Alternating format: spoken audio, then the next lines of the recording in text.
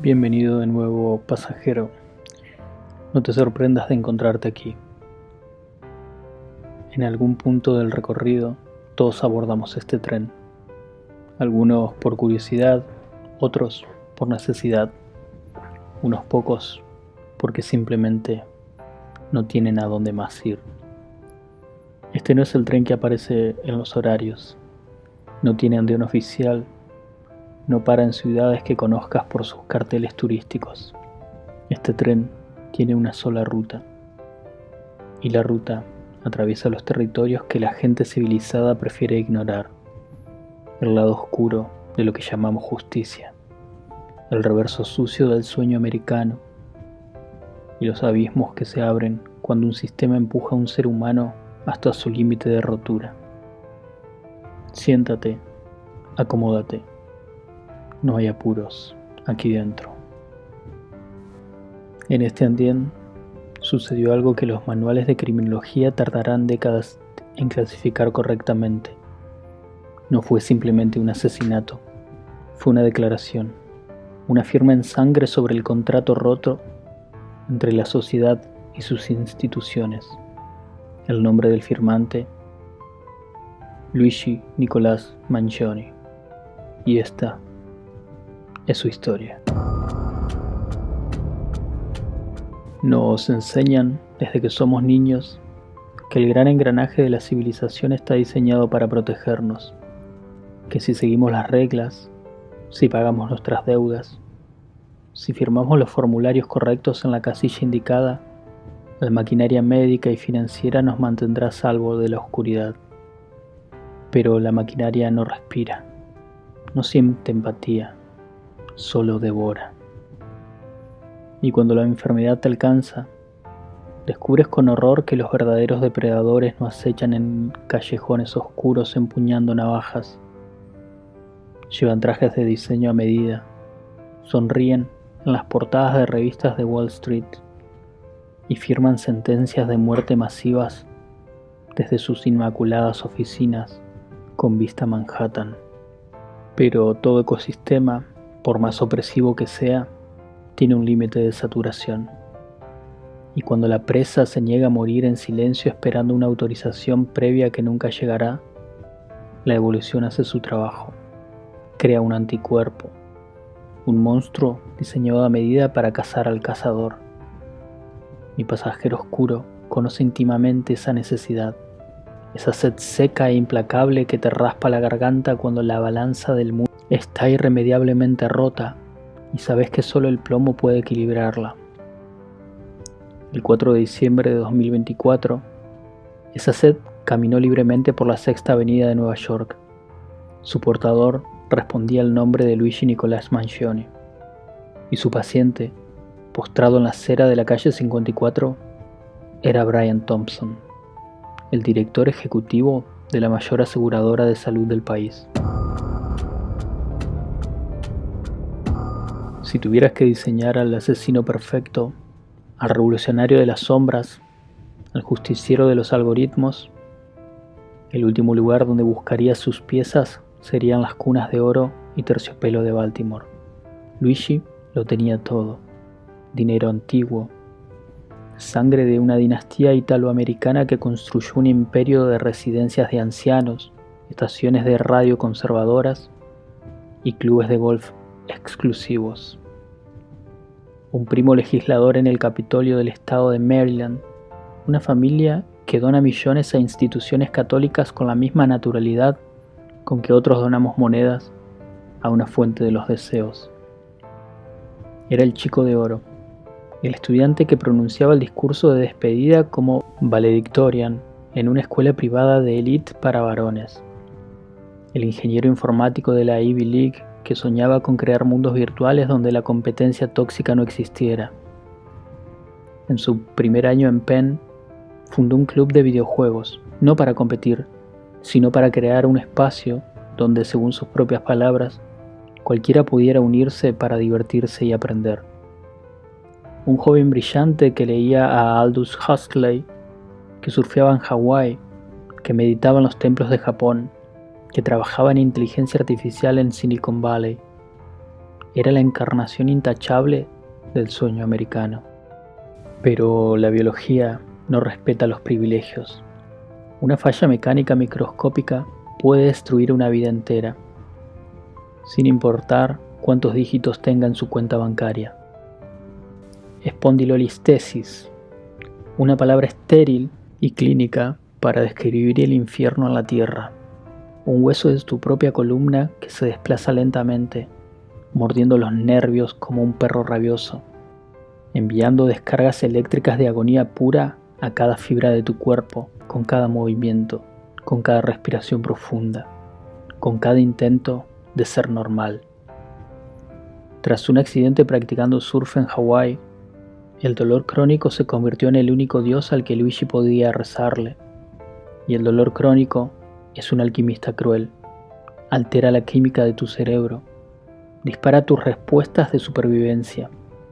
El instinto de lucha o huida se queda encendido, sin apagarse nunca, como una alarma de incendios que nadie sabe cómo silenciar. Te aísla. Te arranca la humanidad pedazo a pedazo. Te encierra en una celda de niebla mental donde tu único compañero constante es la tortura. En publicaciones anónimas en Reddit, Luigi documentó su descenso. Contempló abandonar sus metas. Escribió que permanecer ocupado en la universidad era la única manera de mantener alguna apariencia de normalidad. En julio del 2023, su columna fue perforada y fusionada con tornillos de titanio. El procedimiento fue exitoso, el hueso sanó, pero la mente ya había sido reconfigurada por años de agonía. Y en esa neblina posoperatoria, rodeado de facturas, observando una burocracia que reduce la respiración humana a códigos alfanuméricos de rentabilidad, Luigi empezó a escuchar el susurro de su propio pasajero oscuro. El chico de oro de Baltimore había muerto sobre la mesa de operaciones, y de sus cenizas comenzaba a nacer el cirujano de acero.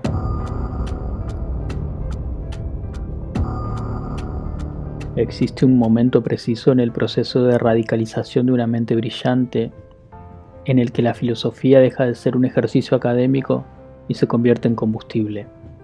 Para Luigi, ese momento llegó bajo el sol de Hawái, frente a las páginas de un hombre que el FBI llamaba terrorista y que otros, más peligrosamente, llaman profeta. Theodore Kaczynski, el Unabomber, un matemático con doctorado de Harvard que abandonó una cátedra universitaria para vivir en una cabaña sin electricidad en Montana, fabricar bombas artesanales y enviarlas durante 17 años a académicos y ejecutivos de tecnología. Su manifiesto, un ensayo de 35.000 palabras que argumenta que la tecnología y la revolución industrial han destruido la libertad humana, que el sistema no puede ser reformado, solo abolido. Luigi organizó un club de lectura en torno a ese texto. Lo calificó con 4 estrellas sobre 5 en Goodreads, marcando cuidadosamente las citas que más lo resonaban. Una de ellas rezaba: afirmar que la violencia nunca resuelve nada es el discurso de cobardes y depredadores. Pero la radicalización de Luigi no fue una línea recta hacia Kaczynski. Fue un mosaico ecléctico de influencias. Leyó a John Perkins, el autor que narra cómo las corporaciones occidentales saquearon países enteros a través de la deuda. Consumió a Aldous Huxley, estudió filosofía budista en los templos de Japón, documentó manantiales geotérmicos en busca de métodos de curación alternativos. En marzo del 2024, un escritor llamado Mario Rodríguez se cruzó con Luigi en Bangkok. Más tarde, documentaría sus conversaciones en el libro Last No Contact: The Untold Story of Luigi Mangione. Luigi le enviaba mensajes de voz desde Japón sobre realizaciones zen. Hablaba con la seguridad de alguien que ha encontrado su propia verdad, su propio código moral. Un código que, lentamente, comenzaba a justificar lo injustificable. Porque cuando combinase el privilegio de ver el mundo desde un asiento de primera clase con el trauma físico del dolor crónico, con la rabia intelectual ante la desigualdad sistémica y con la filosofía de un terrorista que te dice que la violencia es la única forma real de comunicación cuando todos los demás canales han fallado, obtienes una receta. Y Luigi Mangione era demasiado brillante para no saber exactamente lo que estaba cocinando. Existe una belleza macabra y profundamente perturbadora en la intersección del código informático y la violencia física. Si lo compilás correctamente, el mundo material se dobla ante tu voluntad. Luigi era ingeniero de software, conocía el lenguaje de los sistemas, sabía que todo sistema tiene vulnerabilidades, exploit, puntos ciegos donde la lógica se rompe, y el sistema de control de armas de Estados Unidos no era la excepción. Mientras los políticos debatían inútilmente sobre legislación, Luigi imprimía su propio veredicto en el silencio de una habitación cerrada. Una Ghost Gun, un arma fantasma. El armazón, polímero impreso en 3D, basado en el modelo de código abierto diseñado por la comunidad clandestina de armeros digitales y distribuido libremente en repositorios de Internet. Los componentes metálicos, la corredera, el cañón, el mecanismo de disparo, estándar de una Glock 19 calibre 9 mm, ensamblados a mano, sin número de serie, sin historial registrado, completamente invisible para la ATF, la agencia federal que regula las armas de fuego en el país. Pero la obra maestra de un asesino elegante requiere silencio. No puedes despertar a la ciudad que nunca duerme. Entonces, fabricó también un supresor acústico impreso en 3D, polímero, un accesorio cuya posesión ilegal puede costarte 10 años de prisión federal.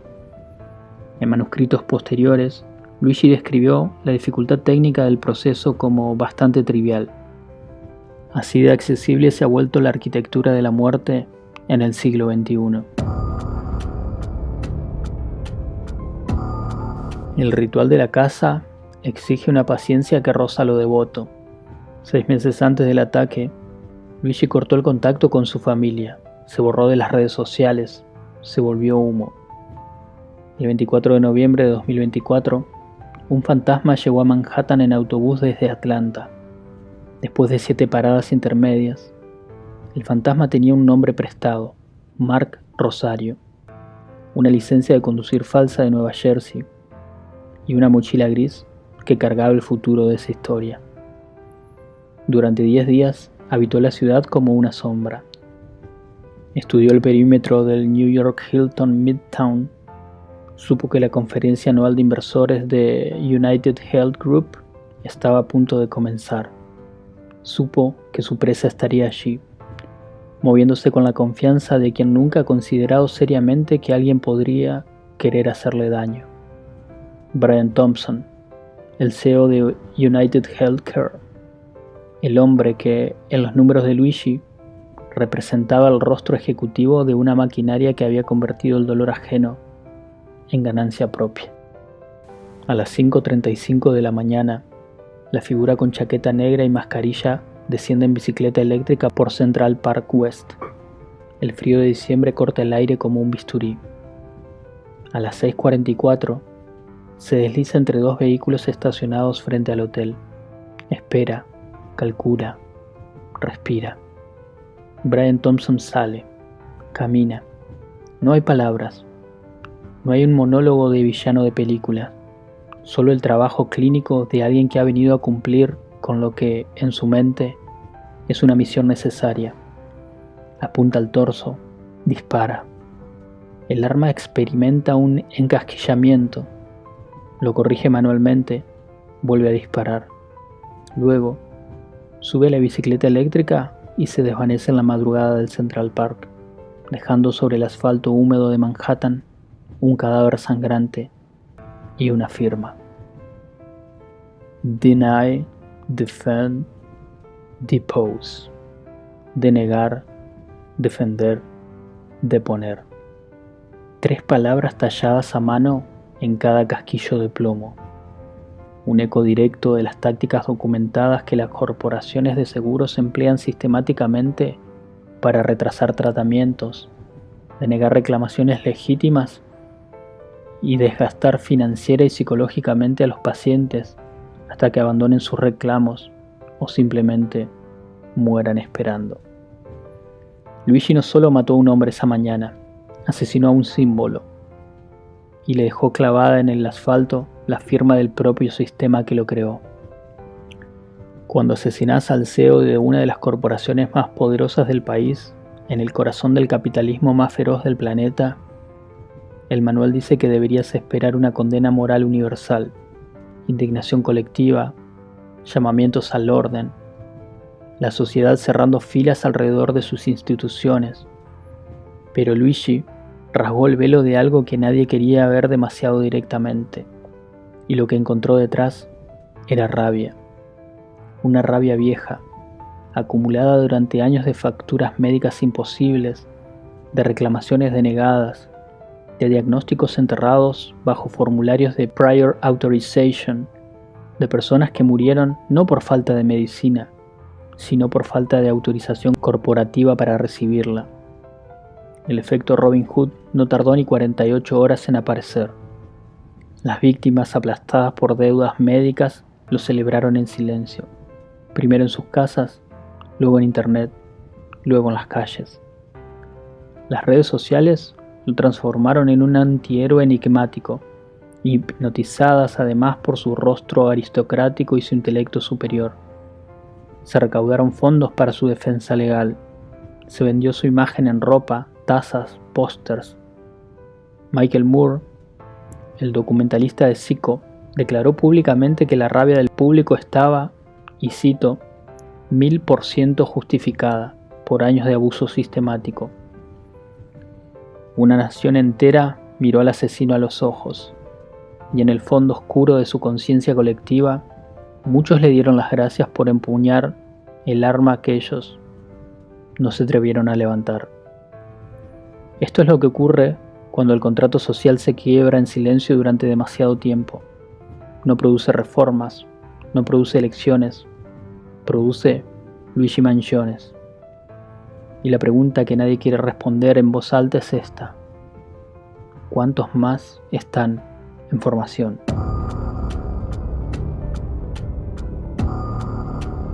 Incluso los asesinos más analíticos y gélidos cometen errores de novato.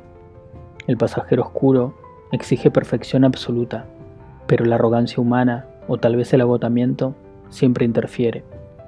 5 días después de la ejecución, con el FBI, la Policía Estatal de Pensilvania y prácticamente todos los aparatos de inteligencia del país buscándolo, Luigi Nicolás Mangione tomó una decisión que desmanteló todo su plan de fuga. Entró a un McDonald's a buscar conexión Wi-Fi, todavía con el disfraz puesto. La huida brillante de un genio de la tecnología se desmoronó gracias a la vigilancia más mundana posible. Los ojos inquietos de los comensales de un McDonald's rural que habían visto demasiadas noticias esa semana. Una gerente, mientras coordinaba pedidos de bagels, tomó el teléfono y derribó el imperio del pasajero oscuro. A las 9:28 de la mañana, 2 patrulleros locales se acercaron a su mesa. Luigi entregó la licencia fantasma. Mark Rosario intentó mantener la voz baja, casi inaudible, murmurando que solo intentaba usar el Wi-Fi. Al volcar su mochila gris sobre la mesa forense, las autoridades derramaron el diario íntimo de su infierno, la pistola fantasma, el supresor cilíndrico, el pasaporte real, el boleto de autobús, las memorias USB y una lista de tareas escrita a mano con pulso neurótico. Revisar vuelos nocturnos desde Pittsburgh, mantener el impulso. El FBI es más lento durante la noche. Cambiar sombrero, zapatos, depilarse las cejas. Eran los garabatos de un hombre brillante cayendo por el precipicio. Pero el verdadero tesoro forense era su manifiesto. 262 palabras escritas a mano. Estos parásitos se lo buscaron, dictaminó con tinta firme. Pido disculpas por el conflicto y trauma causado, pero tenía que hacerse. Era su declaración final, el epitafio de su obra magna, antes de que el frío acero de las esposas cerrara el telón de su teatro sangriento. La cacería termina en el asfalto, pero el laberinto apenas ha comenzado a construirse. La máquina del Estado que Luigi tanto despreciaba se ha fracturado en dos, peleándose como buitres sobre sus huesos. El sistema federal y el estatal se ensarzan en una guerra jurisdiccional por el privilegio de castigarlo. Los cargos por terrorismo se desvanecieron. La elegibilidad para la pena de muerte fue desestimada en enero de 2026 por la jueza federal Margaret Garner. Los cargos que sobreviven son graves: asesinato en segundo grado bajo la ley estatal de Nueva York, acecho interestatal con resultado de muerte a nivel federal, que conlleva cadena perpetua sin posibilidad de libertad condicional. Mientras tanto, su defensa libra una guerra paralela de supresión de evidencias, argumentando violaciones constitucionales en el arresto de Altona y acusando a la fiscalía de saquear ilegalmente sus historiales médicos para construir el motivo del crimen, violando las leyes de privacidad IPA. Irónicamente, el sistema que Luigi atacó ahora lo defiende a través de sus propias garantías constitucionales. El juicio estatal está programado para el 8 de septiembre de 2026, el federal para el 5 de octubre de 2026.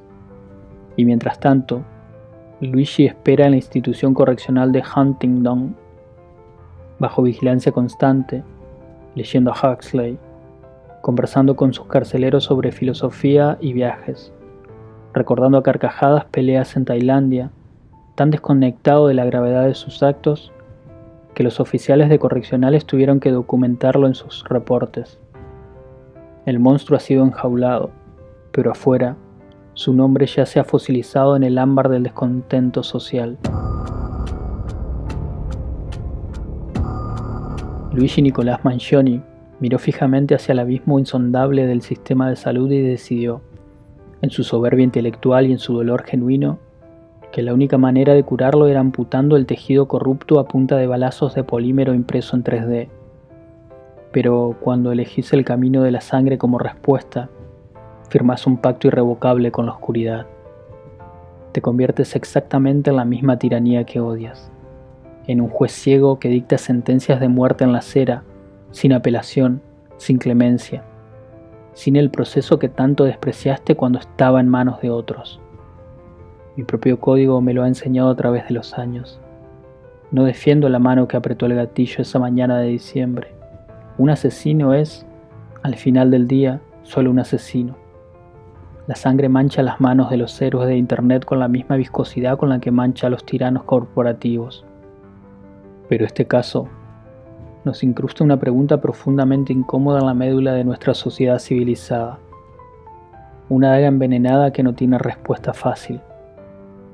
¿Qué sucede cuando el sistema que juró protegerte y sanarte te empuja deliberadamente hacia el borde del abismo? ¿Qué sucede cuando el dolor físico se enciende y la desesperación se transforma irremediablemente en pólvora y el único libro que te da consuelo es el manifiesto de un terrorista? Luigi Mangione encontró su respuesta en las sombras. Dejó que su pasajero oscuro tomara el mando de la operación y allí, sobre el asfalto helado de Manhattan, escribió con casquillos de plomo una receta que el mundo, por más que cierre los ojos, nunca podrá olvidar. El tren sigue su marcha, pasajero. Hay más estaciones en esta ruta, más sombras que examinar, más abismos que mirar de frente. Eso es lo que hacemos aquí, en este vagón que nadie menciona en los horarios oficiales. Nos sentamos, observamos y nos hacemos las preguntas que los demás prefieren no formular. La oscuridad respira en todos nosotros, oculta detrás de la mascarilla de la cordura. Solo depende de qué tan profundo dejes que el bisturí penetre en tu piel. Nos vemos en la próxima estación. Buenas noches.